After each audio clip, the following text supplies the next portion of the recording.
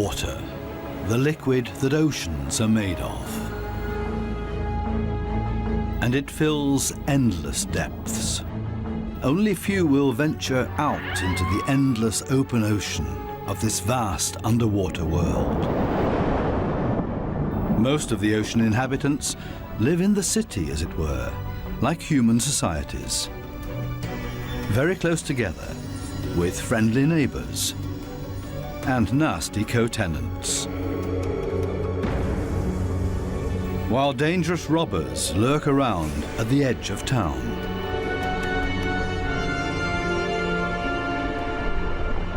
To assert yourself here, you have to be equipped with all kinds of tricks and clever strategies, or lie and cheat. Coral reefs are the largest structures in the world. They're giant submerged metropolises.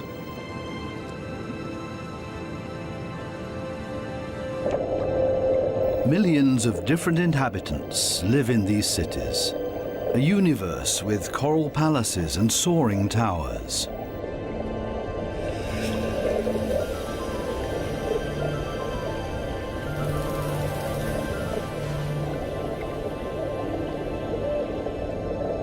Every neighborhood has a chief. The entire street belongs to this guy. No trespassing, okay? A typical large city with all the noise and ruckus.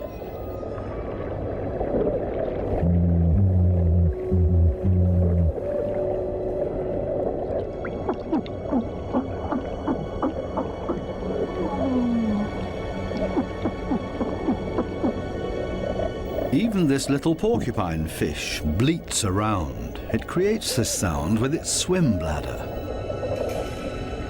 Two small harlequin shrimps are nibbling on this blue sea star.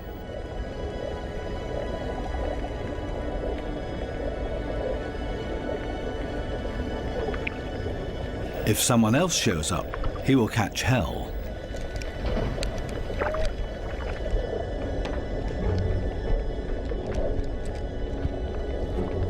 Another harlequin shrimp busy pulling a bite out of a sea star.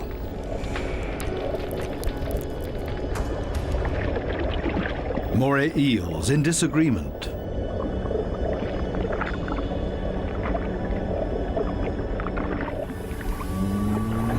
A scorpion fish shuffles across the ocean floor.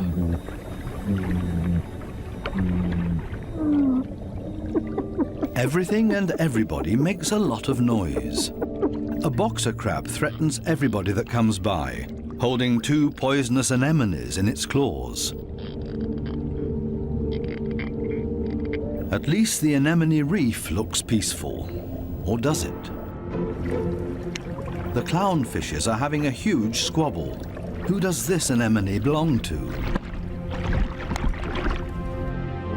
We can hardly see this fish, but he's easy to hear, a crocodile fish. Does this giant puffer fish hear something?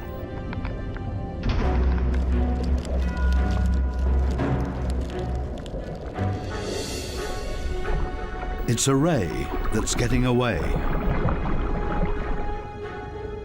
A dispute amongst the members of the cichlid family. Who is stronger, and especially who is louder?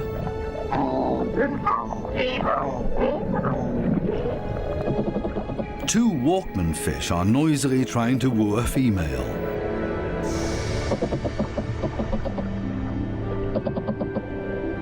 Big city noise everywhere, especially when a large structure is being torn down. Everybody lives in their own way in this noisy metropolis. Some hover above it all, but others are more down to earth and literally live in the coral sand. These goat fishes, for example, they plow through the ocean floor and catch smaller animals between their teeth. They use their barbels like a dowser. With them, they can detect even the weakest electric fields that point them towards small prey.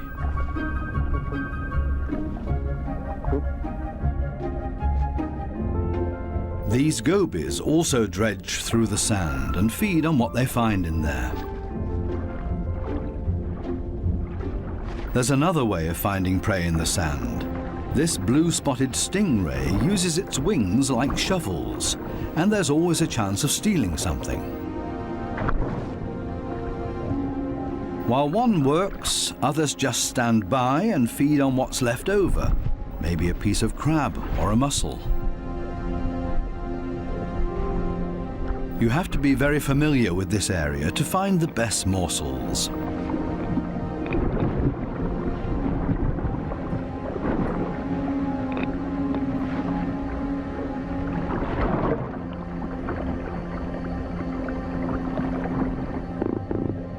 This triggerfish uses a strong stream of water. The fish blows away the sand to unearth whatever is hidden inside it. Others are quick to steal whatever they can.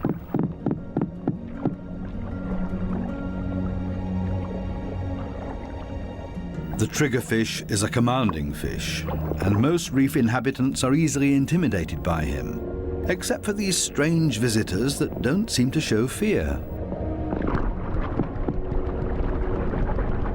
In any case, it's best to cover them up with sand.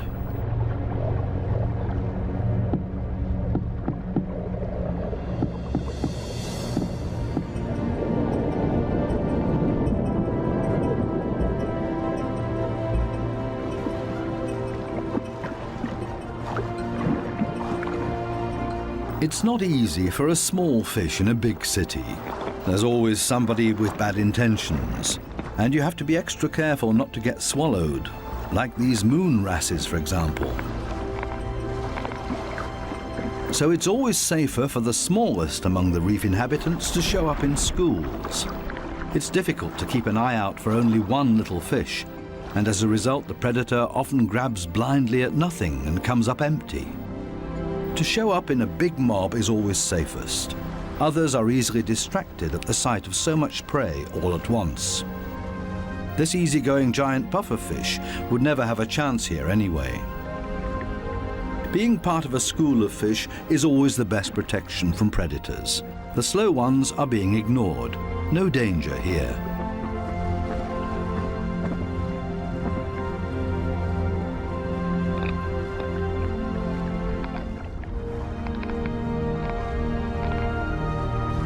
The school distributes the danger.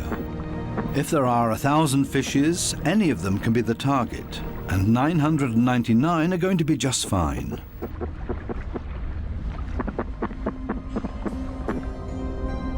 But what about loners, or those that live as a couple?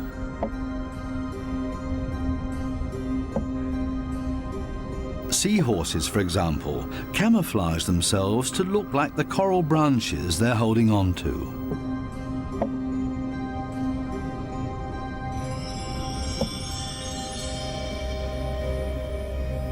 Even more difficult to see.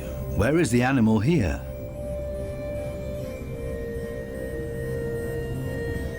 Only the eye betrays this trumpetfish's camouflage.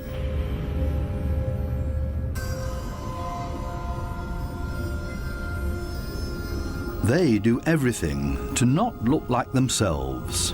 Ornate ghost pipefishes. They're inseparable, a couple. The female is already carrying eggs in her extended belly. Before long, the male will fertilize her eggs. They are still regular fishes, despite their unique costume. This one looks like torn-off seagrass.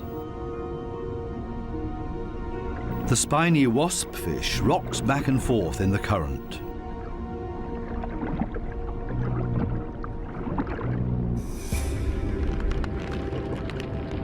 Not a monster, but ingenious camouflage. A spider crab that's decorated its head with a sponge. This will deter any predator.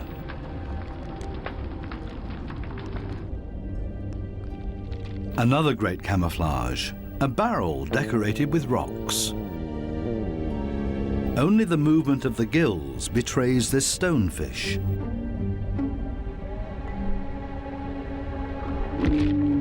Even a smack with a fin doesn't bother him.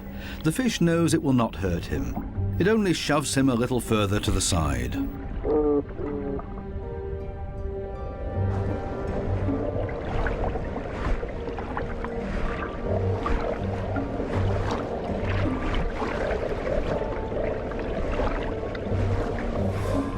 Similarly tough are its cousins, the scorpion fishes. They lie there as if dead, especially when others around them freak out. And even when moray eels fight with lionfishes for food.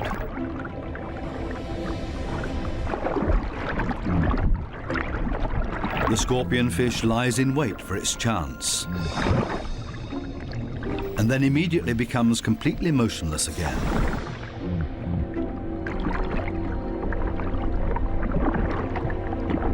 The only difference is that it raises its dorsal fins with the poisonous barbs inside, is completely still but now also armed.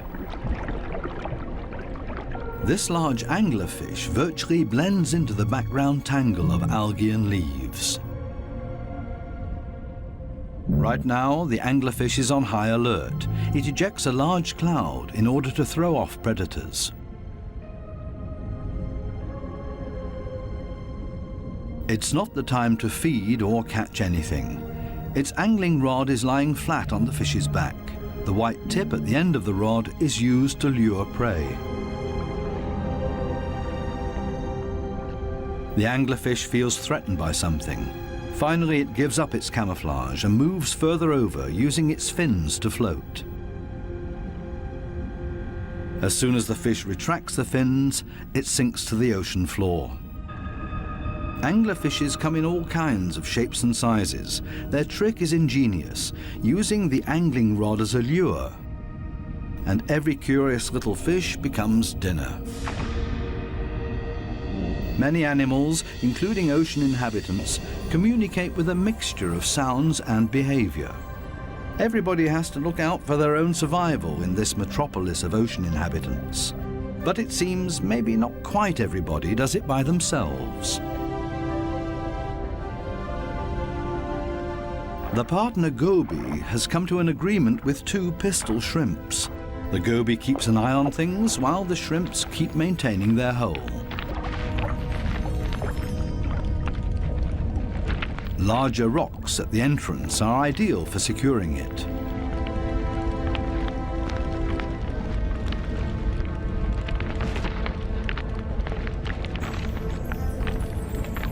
They're an experienced team. The shrimps keep in constant contact with the goby and even massage the fish's belly. The goby will get nervous without these gestures from the shrimps. The pistol shrimps need a cool and collected bouncer at their entrance.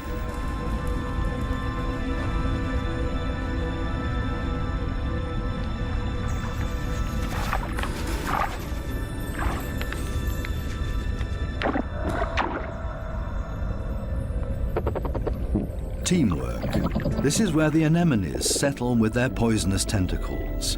Whoever gets caught by those will pay for it dearly or lose their life.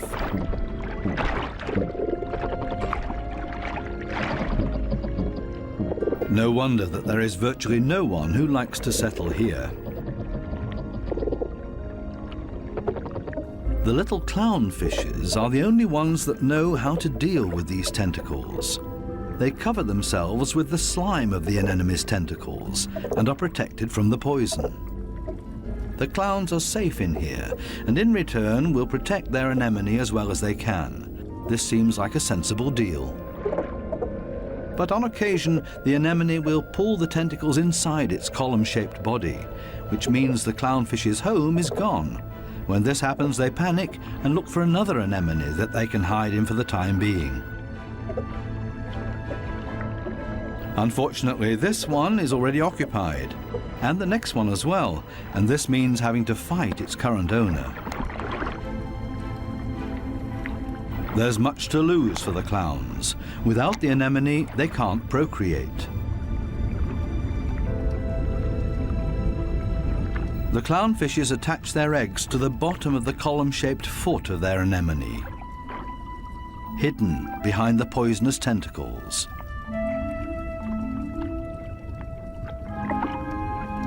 Both male and female tend to the eggs. They fan fresh water on them. The eyes of the babies are already clearly visible.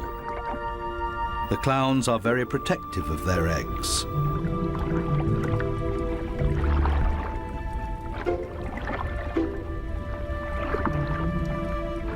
It takes the two of them to protect their offspring, and only in conjunction with the anemone. Everybody in the reef has to take special care of their young. If they don't, it means their species will simply die out. So it's not surprising that everybody gives it their best effort.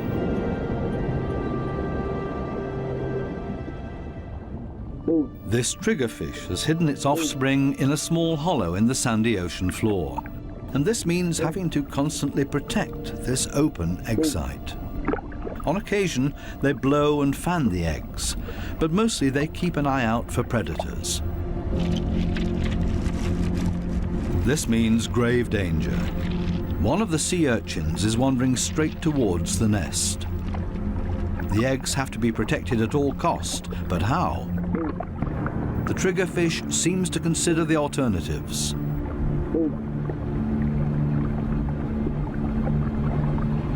But then it blows and then rams the sea urchin. Again and again until it breaks, the sea urchin's guts spill out into the open. A few more hits for good measure. The danger has been averted. Everything else is easy.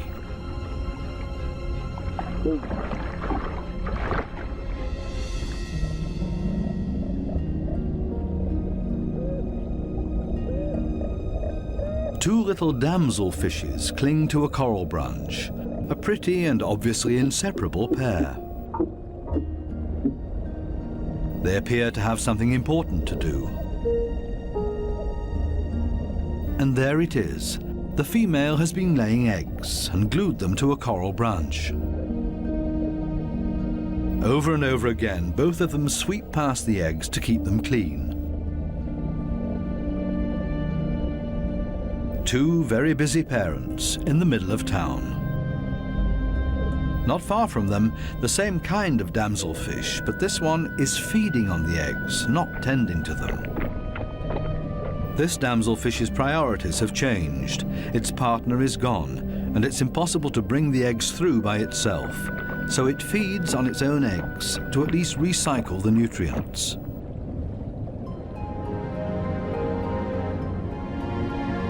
There are many different strategies to give one's offspring a good start. Some are surprisingly easy.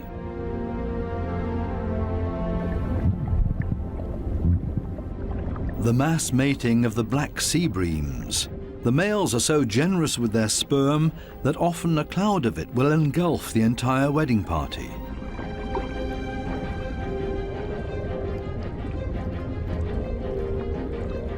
Countless couples and constantly in motion. A predator would have a hard time to find its bearings in this schooling behavior.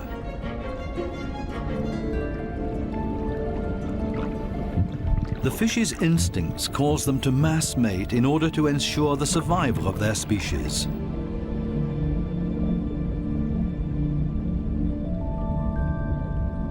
Cardinal fishes have their own clever means of child protection.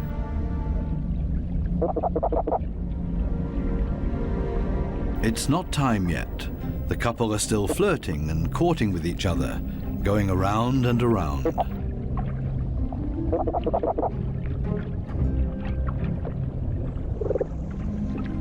We'll leave them to it and take a detour to a couple not quite as gentle with each other. Monkfishes live in groups, and their nests are very close to one another. As a result, all the fishes are alerted to a predator nearing their nests.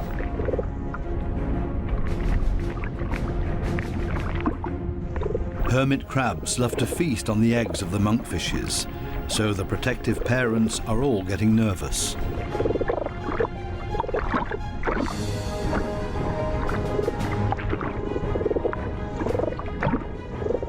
The hermit crab is still far enough away and currently busy with something else.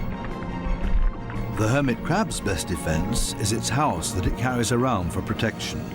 The patience of the monkfishes is wearing thin.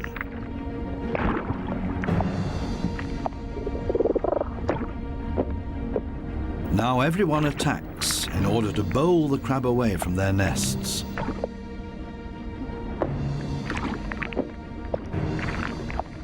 They're clearly telling this hermit crab to take a hike, but they should have stayed with their offspring because there's new danger approaching. A gaggle of rainbow wrasses takes advantage of this unique opportunity and ravages the monkfish nests. The predators are quick, brutal, and in the majority. Most of the monkfish eggs will be devoured. An attack of this kind would never happen to the cardinal fishes because they are mouth brooders and don't have to watch over a nest that's out in the open. The males carry the eggs in their mouths, up to 20,000 of them.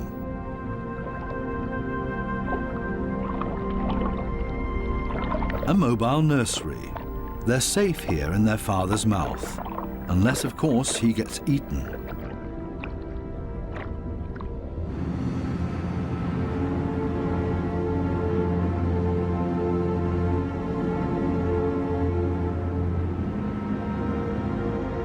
During the night, when it's dark, the danger is greatest. These underwater cities have a very active nightlife with special attractions. Basket starfishes come out and sit in the current. It's a night-active type of brittle star.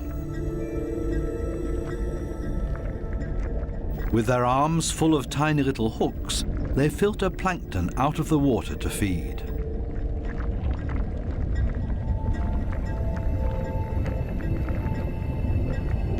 A very elegant feather star.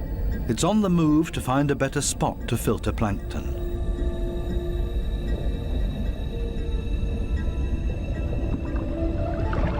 This Spanish dancer is even more graceful and elegant than the brittle stars. It's a type of nudibranch.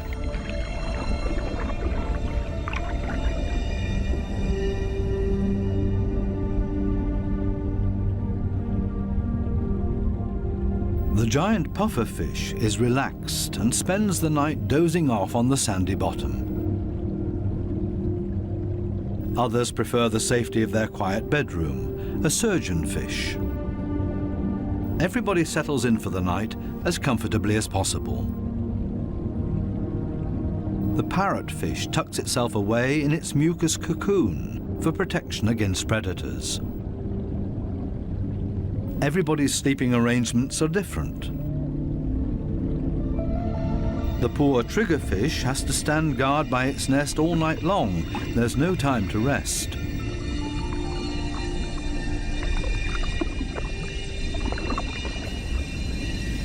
Some of the predators are quite soft-footed. A cone snail has spotted a small fish.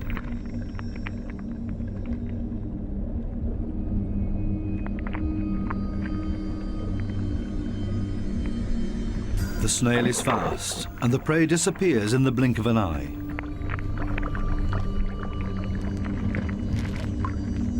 The night is still young, and still full of danger and terror. These lionfishes pose danger to the cardinal fishes.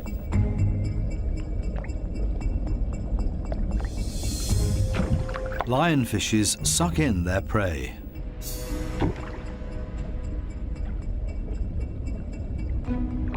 Even if they choke on it.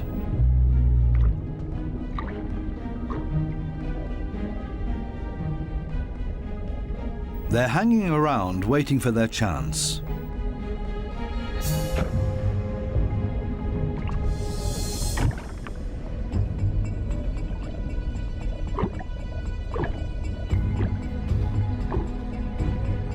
This poor cardinal is sideways in the lionfish's mouth, eggs and all.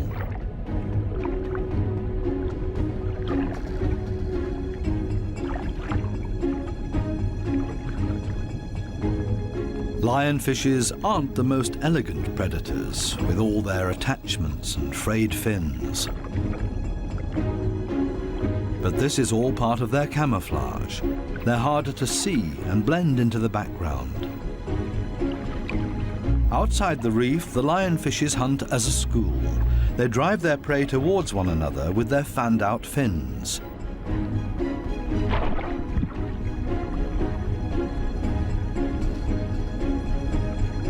They prefer to attack from above, cornering their prey. This is not a different location, just different light. These special blue lights totally change the appearance of the reef.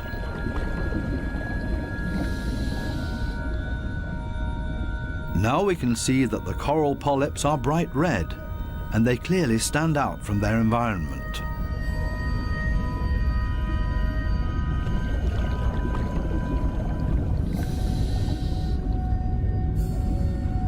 A new and fascinating perspective on the communication of many ocean inhabitants. And suddenly an eruption of sorts.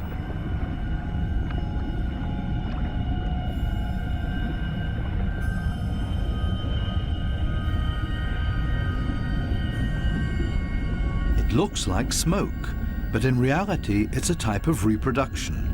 A carpet anemone is ejecting its sperm.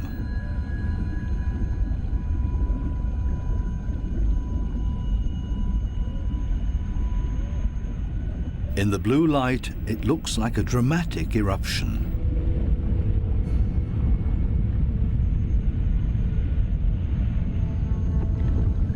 A hermit crab as a magic lantern.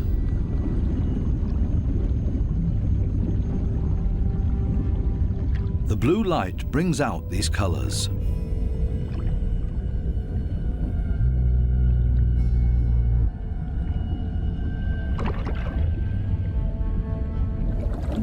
An entire group of lionfishes on a food foray.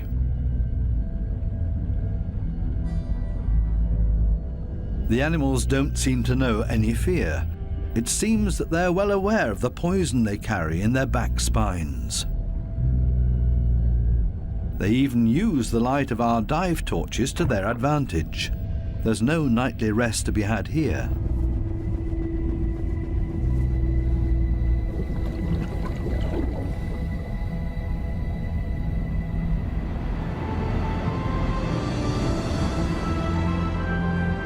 With the first daylight, new life comes into the reef city.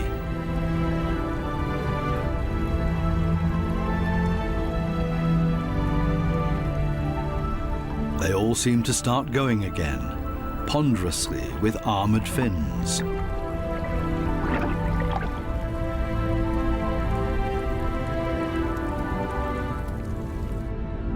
As pedestrians, and as light and quiet as possible.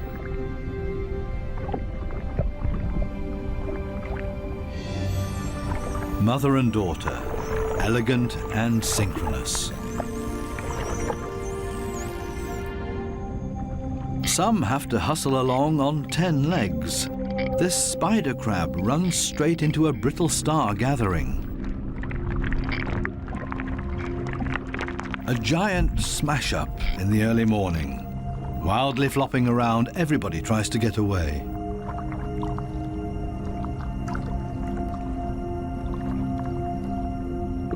As in every city, there are also shopping opportunities here.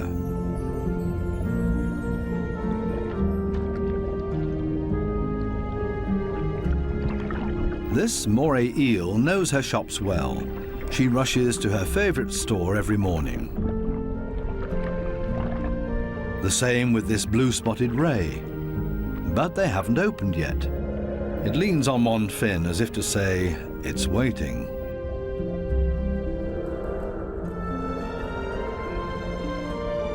Similar problems in a branch further up. These sweet lips are also waiting to be tended to. Here they come, a little late this morning. The small, cleaner wrasses are starting to open their shop and are hungry. They're ready to rid their customers of parasites. This ray is also being served. It likes to have its gills cleaned. This is a barter business. One side gets cleaned, the other fed. A very fair deal. Clownfishes seem to be excluded from this business because they can't leave their anemone. In their case, the cleaner fishes make house calls.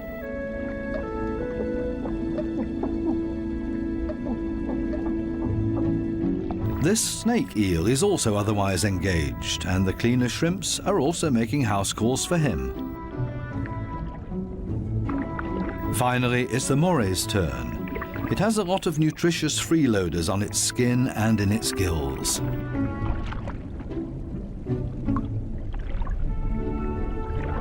All of a sudden, the cleaners leave. Why?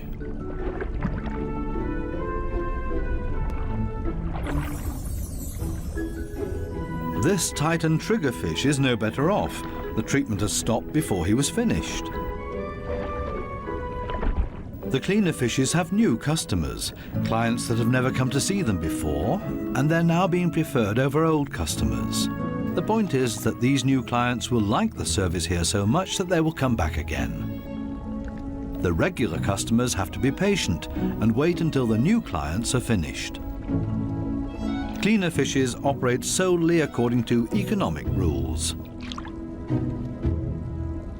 This guy has also come for the first time and quite enjoys their service.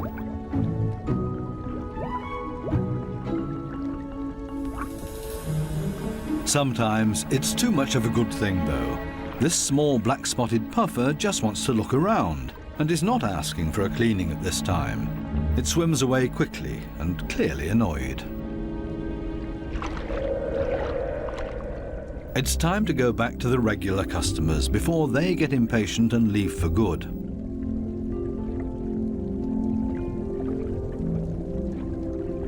Digging deep where the gills are dirtiest.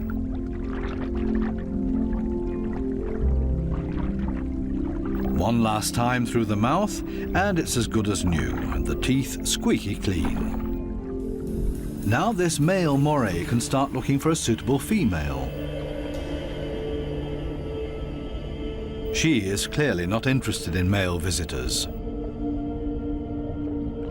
This next dugout also does not look encouraging.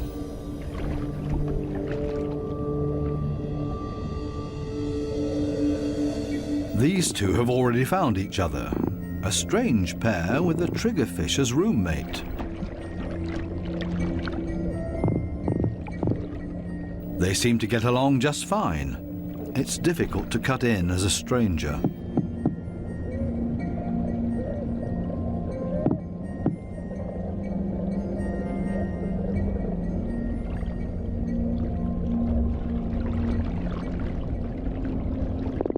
It would also be well advised to stay away from this giant triggerfish.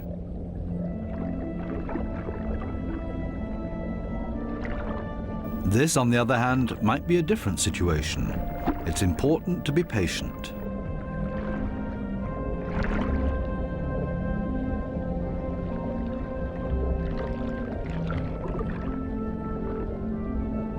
This female moray does not seem to be too reluctant. She's showing her teeth, which is not a sign of aggression, quite the opposite. She finally agrees to a date.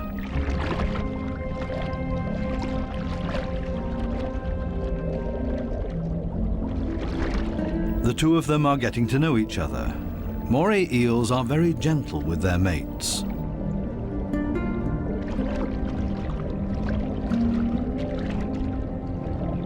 And they're good for another surprise, as partners of a phenomenal hunting party.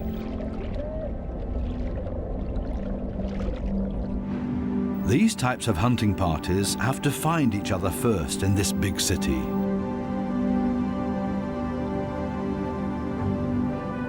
The right place for the moray and her partner. The morays cooperate with the groupers. It's not so far-fetched. The grouper hunts in the open and the moray inside the reef. The moray is able to get in between cracks and crevices that the grouper can't get to. Together, they're a strong team. A grouper that's trying to convince this moray to hunt with him. The grouper signals this to the moray by rocking back and forth and shaking for all it's worth. All for nothing. This moray doesn't understand and stays in its cave.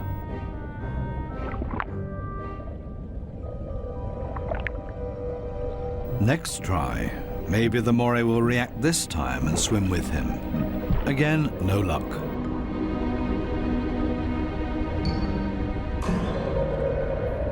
Finally, this moray seems to understand the grouper and is hungry. The grouper tilts its head and the moray accepts his invitation. Together they swim through the reef. The moray prefers to swim between the dark alleyways, and the grouper decides it's safer to stay on the main streets around the reef. This is not the right place. The grouper expected to find scared prey here. The moray takes a break and waits. It's not going to happen this way. Again, another invitation to go. They continue through the reef to another coral head. Also nothing for them here either. The moray is getting ambitious as well now and initiates a hunt on her own.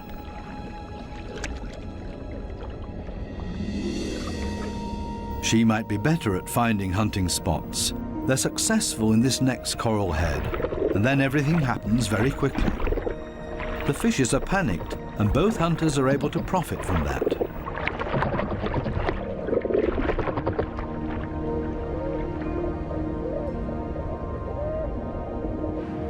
This coral city offers living space for millions. Many hideouts and crevices provide protection for everybody. My home is my castle.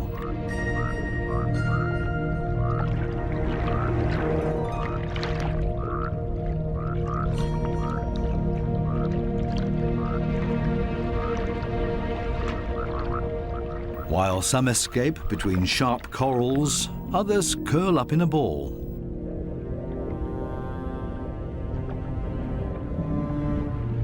Octopuses don't have bones and are therefore able to change shape. Their homes are usually very tight and space-saving.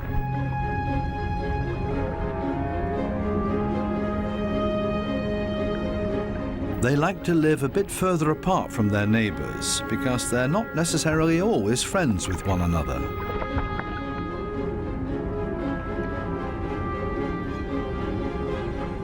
It might be best to put up a wall of stones between them. The ocean offers many hideouts, which is synonymous with survival for many ocean inhabitants.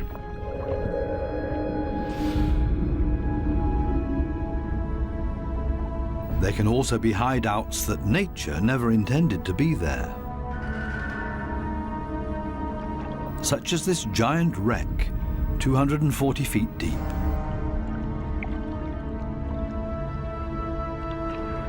A research submarine on its way into the deep comes across a sunken freighter. It's an artificial world with countless nooks and crevices to offer protection and a home for many ocean inhabitants.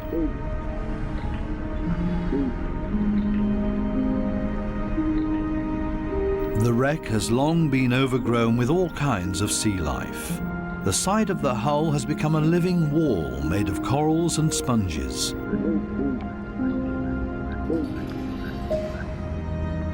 Sunfishes, with their odd form of movement, patrol this area. They're looking for jellyfish.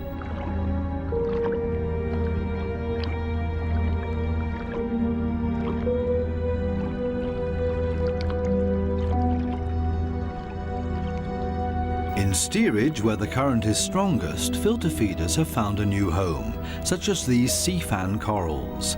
They feed on the tiny plankton particles. A unit that has grown together made of technical, man-made and organic structures.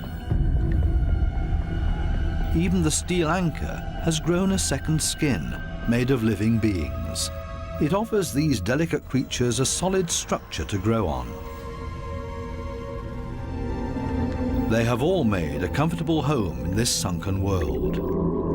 Not even the lights of the stub disturb any of the wreck inhabitants. New life has been created out of the tragedy of this sunken ship, the ingenious, life-renewing cycle of nature. The morays are sharing a home. They seem to be exceptionally friendly towards one another, even with this conger eel as their neighbor.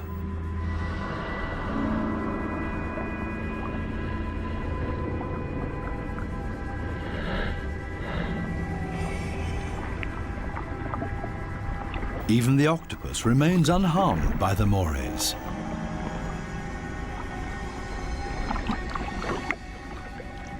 A unique environment made of steel that offers many different opportunities for ocean inhabitants to use it.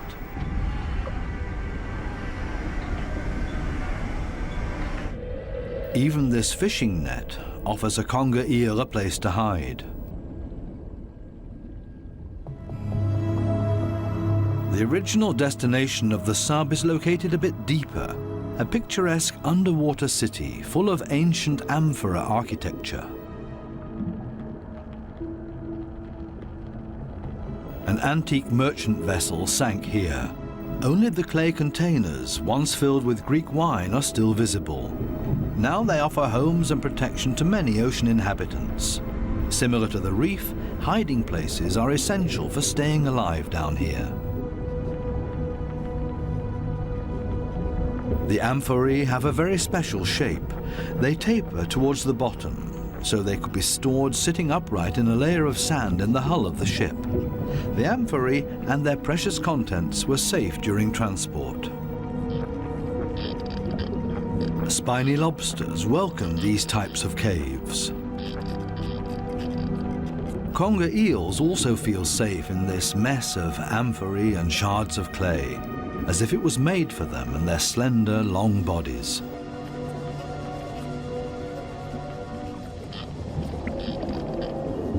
The city of amphorae on the ocean floor provides countless opportunities to observe, disappear, and be unseen.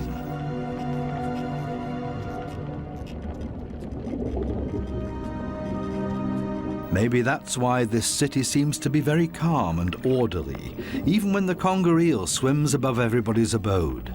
Nobody panics because they only have to withdraw slowly into their homes and are safe. The same goes for this forkbeard. The conger eel's only chance to make prey down here is to hide himself and ambush somebody.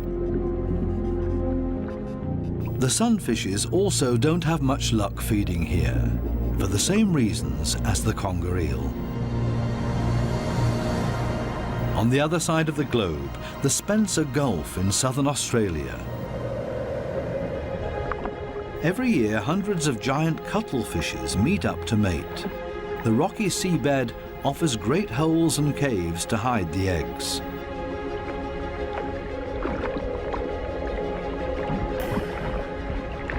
The females are smaller than the males and seem to be a bit shy, keeping their arms tucked tightly together.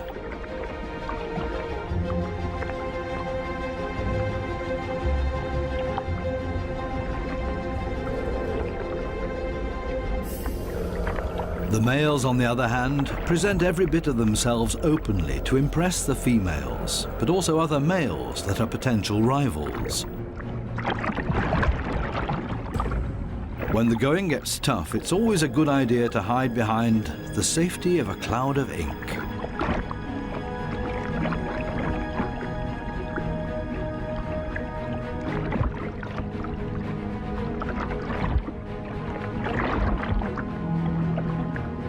Without much success. Escape in reverse.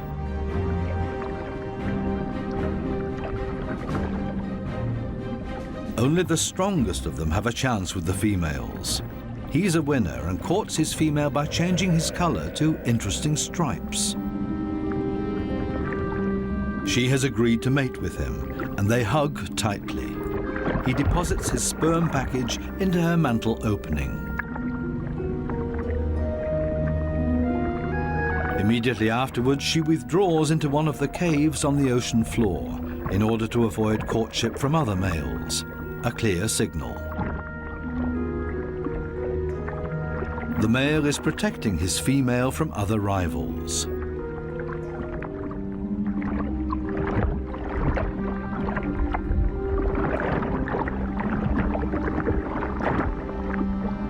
But there's always the unexpected.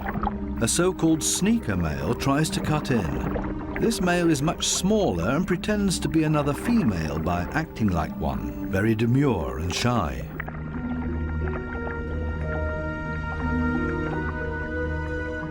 All seems to be fine in the den. He's busy chasing away other rivals from this new supposed female. Especially now that there are two females under his protection. It can't hurt.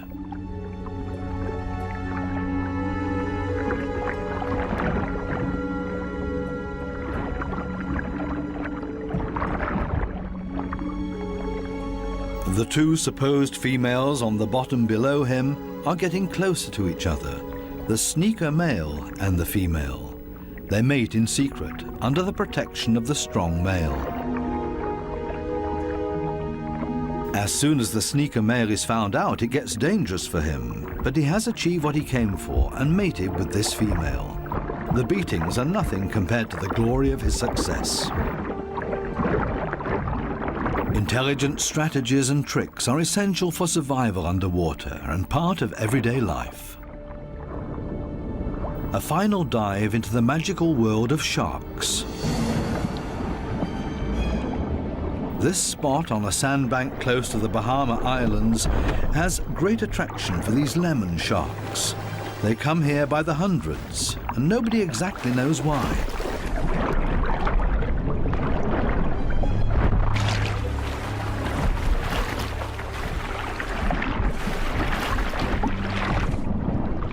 This sandy plateau in the middle of the open ocean is easy for scientists to get to.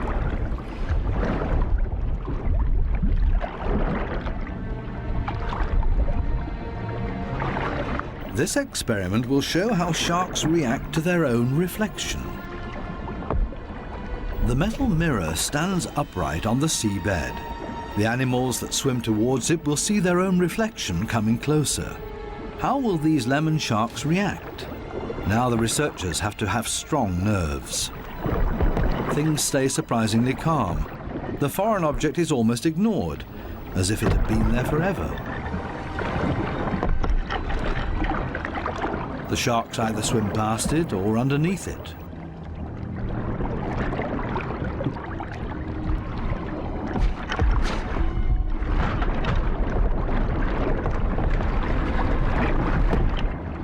The scientists expected a bit more, and soon the sharks lose all interest in the mirror.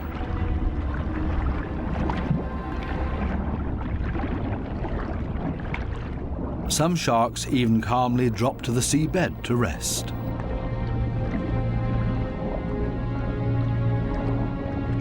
The only ones alarmed by this behavior are the remoras that like to keep moving.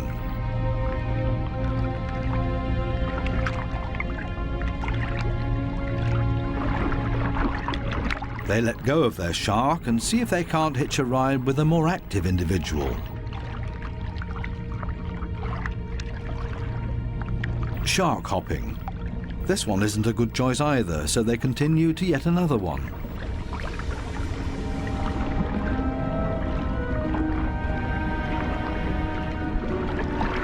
All of a sudden, something happens to the mirror, and the peaceful afternoon on the sandbank changes quickly into the complete opposite. The rope that the mirror is attached to loosens and the mirror falls over.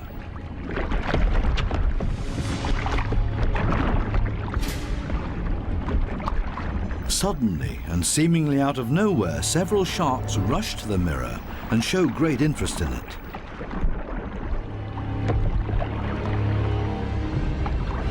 They smell and touch it, and they get more and more excited.